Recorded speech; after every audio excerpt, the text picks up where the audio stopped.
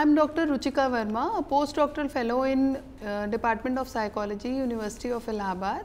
I am going to present a lecture on struggling women of Manipur and Armed Force Special Powers Act with special reference to Irom Sharmila.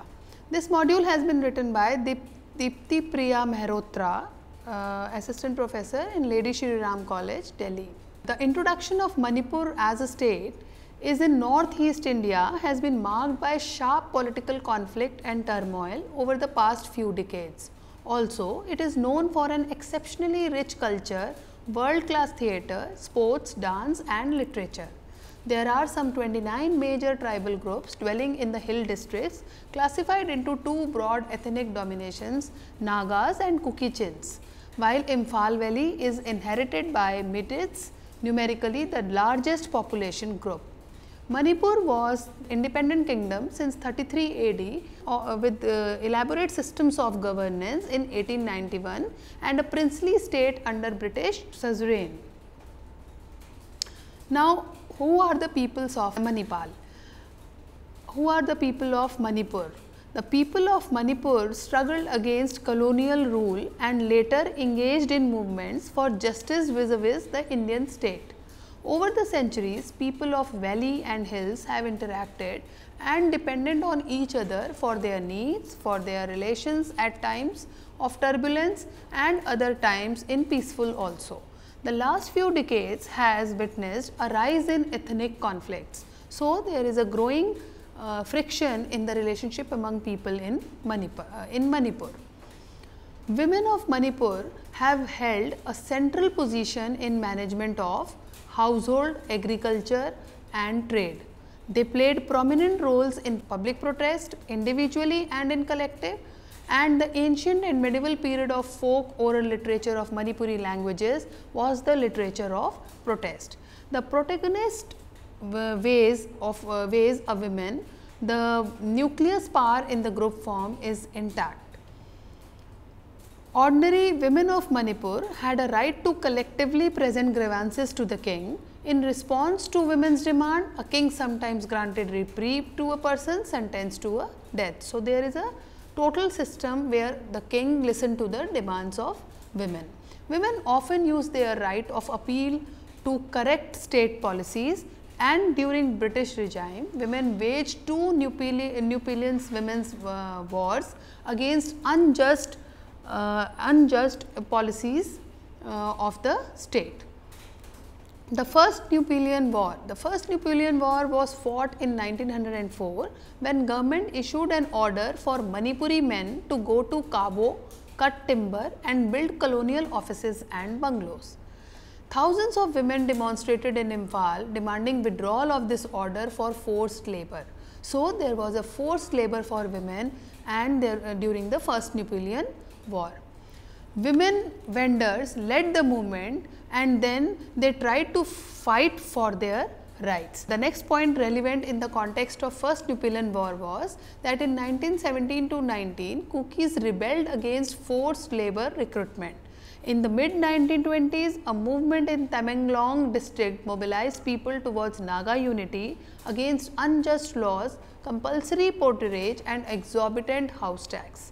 There was lot of confusion within the state during the period from 1920 to 1931. There were so many leaders who fought for the various rights of the women. The confusion came more prominent when a 13-year-old girl was died. British forces captured her in October 1932 and sentenced her to life imprisonment. She spent most of her life in prison in the Mizo Hills and Meghalaya. In 1947, she was awarded a pension, but kept in exile in Nagaland, and in 1972, she was awarded a Freedom Fighter Award, and in 1987, a Padma Bhushan. Then came the second Nupilan War. The second Nupilan took place in response to artificial famine in 1939, created by the British policy of exporting paddy, which coupled with hoarding led to severe shortages. Women of Manipur petitioned the political agent for a ban on rice export. A women's delegation confronted the president of Manipur State Darbar, T.A. Sharp and forced him to send a telegram to the Maharaj, who was out of Manipur. Leaders during this included Chao Biton Devi, Abhimal Devi and Tongu Devi and others. There were almost 4,000 women who gathered at the telegraph office. Militarization and AFSPI, that is Armed Force Special Power Act. Manipur regained independence along with India in August 1947. But on October 15, 1949, the last king, Buddha Chandra, signed a merger agreement in India. It became a Part C state in the Indian Union, creating widespread discontentment. People struggled for recognition as a full-fledged state, while some rebels kept up a demand for self-determination. Although Manipur became a full state in 1972, its economy, which had deteriorated under colonial rule, continued to decline. The Indians responded violently to the insurgent growth. There was a question that why Manipur was declining in the economy. Some of the armed insurgent groups in Manipur are United National Liberation Front, PRIPAC, the Kuki National Army and the National Socialist Council of Nagaland. Some were separated and others demanded proper people armed development within the Indian Union. And there was relentless crimes against ordinary women, children and men have led to continuous demand by women's group and human rights groups against the imposition of AFSPA and intensive struggles for justice. Women groups expressed strong opposition to AFSPA since its inception, and it was strong in 1980. Now, since Armed Force Special Protection Act was totally revolted by women, women's group in Manipur came in front against militarization. Throughout Manipur, Meera Pebis and other women's groups take up issues related to militarization and military excesses. All these groups oppose militarization and AFSPA. They also take issues specific to women such as rape and molestation. They are uncompromised, pitted against such violence, and they totally revolted against such activities. They said that the AFSPA can never be accepted at any cost. Virtually every community in Manipur developed a strong women's front and carried out similar actions for protection of the women, children and men of their area. However, in 1974, a young Tangluk girl in the village was raped by armed force and she later committed suicide. The community, especially women community, came forward, showed protest and formed Shanao Long, a women's group.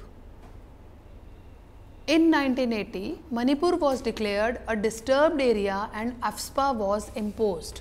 And on 14th May 1980, women submitted a memorandum to the Chief Minister demanding removal of the disturbed area clause and revocation of AFSPA. They held a mass meeting at Maple Kangji Bong, Imphal, and formed an organization called Manipur Napi Kanglup, which is popularly known as MNK. MNK organized a rally on 28th May at which some 10,000 women gathered, defying a ban on mass meeting. Police cracked down on the gathering and arrested a large number of women and took them in truck. A 25 pregnant woman, Pyari Devi of Salan, fell from the truck and died. These kind of incidences provoked women for another kind of revolution, and there was a fast for justice for repeal of AFSPA. On November 2, 2000, Indian security forces gunned down 10 innocent people standing at a bus stop in Malom village near Imphal. Irom Sharmila, an ordinary young woman, spontaneously decided to go on a protest fast, because out of those 10,000 women, one was this Irom Sharmila who made a remarkable contribution for the repeal of AFSPA in Imphal. She went to the site of the massacre and began her fast right there and gathered around many people in the solidarity and demand for repeal of AFSPA. 15 years later, Irom Sharmila's fast continued. Every year she is released and she continues her fast in public, is rearrested and remanded to judicial custody. She is forced fed through a nasal tube. She lives in solitary confinement, a small bare room with a lady home guard to keep watch over her at night. On 10 December 2008, Mera Pebiz began an indefinite relay hunger strike in solidarity with the demand to repeal FSPA. The relay hunger strike also promoted, along with a few women sitting every day inside a makeshift bamboo shelter and the security wing of JN Hospital, in which Sharmila was kept. Every year, people of Manipur celebrate a festival of peace because the scene of the Manipur was such that the women was restless and was continuously trying to remove FSPA from the state. Every year, people of Manipur celebrate a festival of peace, justice and hope during the first week of November, commemorating the start of Sharmila's fast, and that became an event in the history of Manipur. Songs, plays, discussions, film screening, multi-faith prayers and solidarity fast mark the event, and supporters hold solidarity fast, songs and discussion wherever they are in different cities in different countries. Irom Sharmila represent the voice of the ordinary people of Manipur. Physically isolated and seemingly frail, Sharmila's spirit remains exceptionally strong. She was an inspiration, a practitioner of Gandhian non-violence, a woman of iron will who challenged the high-headedness of state power. What was, however, recently Irom Sharmila died, and there was the struggle of Sharmila was completed with her death. The impact of women's movement in Manipur. Public opinion in Manipur and outside has responded positively to the women's protest.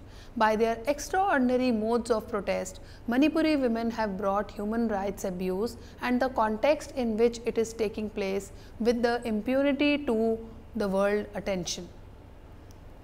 Now, to conclude, Manipuri women's stand against FSPA is a direct challenge to state repression, sexual violence and militaristic mentality which glorifies practices associated with war and military. Women's actions against violence have drawn national and global attention to the condition of women under armed repression in Manipur. They should not negotiate a solution, but they created new ways to think forward in this particular direction. So, women in Manipur, they struggled a lot and they tried to, the situation of the women was in such a pitiable condition that the state was supposed to give a thought to it. Thank you so much.